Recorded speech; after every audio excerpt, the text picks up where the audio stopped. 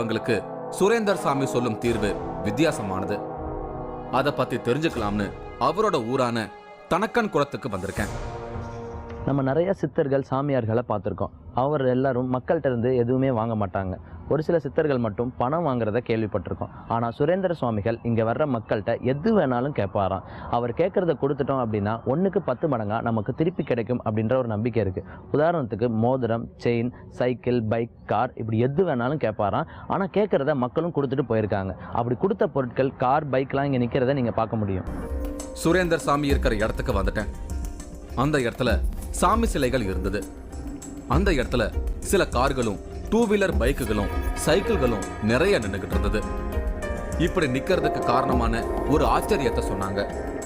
அதாவது சுரேந்தர் சாமி தன்னை தேடி வரவங்களோட பிரச்சனைகளுக்கு தீர்வு சொல்லும் போது திடீர்னு அவங்க கிட்ட இருக்கிற கார், சைக்கிள், பைக் இந்த மாதிரி பொருட்களை விட்டுட்டு போக சொல்லிடுவாராம். பிரச்சனைகளுக்கு தீர்வா நிறுத்தி வைக்கப்பட்டிருக்கிற அந்த பொருட்களை எல்லாம் பார்த்தேன். எனக்கு ஆச்சரியமா இருந்தது. இப்படி ஒரு தீர்வு சொல்ற சித்தரை பத்தி இப்பதான் நான் கேள்விப்படுறேன்.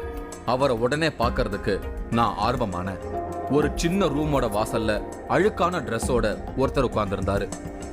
இவர் தான் சுரேந்தர் சாமி. இவரை பார்க்கத்தான் நான் வந்திருக்கேன். சுரேந்தர் சாமி தன்னோட கழுத்து நிறைய செயின் போட்டிருக்காரு. விரல்கள் எல்லாத்துலயும் மோதிரம் போட்டிருக்காரு. இந்த செயின், மோதிரம் இது எல்லாமே இவரை பார்க்க வந்தவங்க பரிகார பொருட்களை கொடுத்துட்டு போனதுன்னு சொன்னாங்க. உதாரணத்துக்கு பைக்ல வந்தவங்க சுரேந்தர் சாமியை பார்க்க வரும்போது உன் பைக்கை விட்டுட்டு போ அப்படின்னு சொல்லுவாராம்.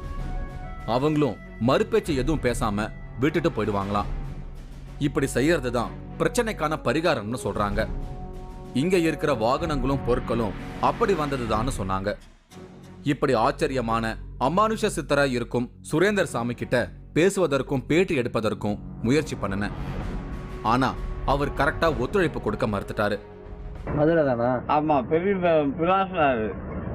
அப்பட பிடிக்கும். எங்க பிடிக்கணும் மனதில் காணா என்ன பிடிச்சிருக்குறேன். இதெல்லாம் என்ன கையில எல்லாம் போட்டிருக்கீங்க? இதெல்லாம் என்னையா? படம் அப்படிங்க படம் அப்படிங்க என்ன இருக்குது. நான் தினம் கோயிலுக்கு போனாங்க. உங்க கூட யார் இருக்கா? உங்க கூட யார் இருக்கா? இதெல்லாம் தேவையில்லாத பிரச்சனை. அவர் பேசுறது சில நேரங்கள்ல தொடர்பு இல்லாம இருந்தது. இந்த மாதிரி சித்தர்கள் பேட்டி, மீடியா, புகழ் இந்த மாதிரி விஷயங்கள்ல ஆர்வம் காட்ட மாட்டாங்க. அதனால அவரை எப்படியாவது பேச வச்சிடலாம்னு திரும்ப திரும்ப முயற்சி பண்ண. ஆனா அது ஒர்க் அவுட் ஆகல. இங்கம்மா தண்ணி இல்லையா? யாரும் இங்கம்மா என்ன எங்க வந்தேன்? என்ன பார்க்க வந்தேன்? என்ன பார்க்க மாதிரி வந்தேன் அப்படின்ற செருப்பு விளக்க மாதிரி கண்ட வெறுக்கிட்டு போட பிடிக்கணும். சுரேந்தர் சாமி நம்மோட பேசுற சூழல்ல இல்ல. வேற வழி இல்லாம அங்கிருந்து புறப்பட வேண்டியதா போயிடுச்சு. ஒரு சித்தரோட சொல்லுக்கு கட்டுப்பட்டு இத்தனை பேர் தங்களோட உடைமைகளை விட்டுட்டு போயிருக்காங்க அப்படிங்கறதே மிகப்பெரிய ஆச்சரிய நிகழ்வா எனக்கு